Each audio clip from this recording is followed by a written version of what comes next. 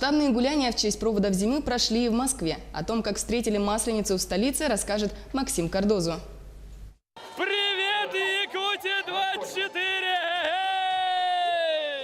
Солнце, блины и горящая кукла. В Москве проводили зиму и наложили запрет на сугробы. Традиционно на Масленицу жители столицы выходят на гуляния. Настроение огонь, погода отличная, солнышко светит, все замечательно. Необыкновенное настроение, вы знаете, это наш город, это наш район. Мы здесь вот со всей семьей и чувствуем себя счастливыми. Весело, гуляний много, народ танцует, блины ест, на стол лазят некоторые за подарками.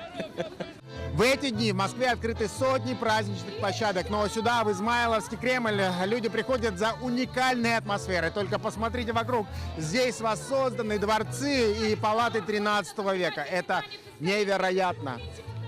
Песни, пляски и русские забавы. Похвастаться своей силой и ловкостью на празднике хотят многие. Роман Плотников не исключение. Для него вскарабкаться на столб – это не приключение, а вызов. Каждый год в разных городах с боем он лезет за призом. В году в 14-м ездил в Тульскую область, 22 метра было.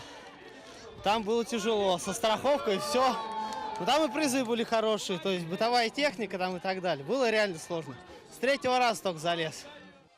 Такие весенние гуляния оказываются настоящей неожиданностью для иностранцев.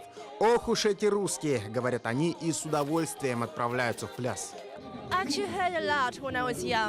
Я слышала много раньше о России.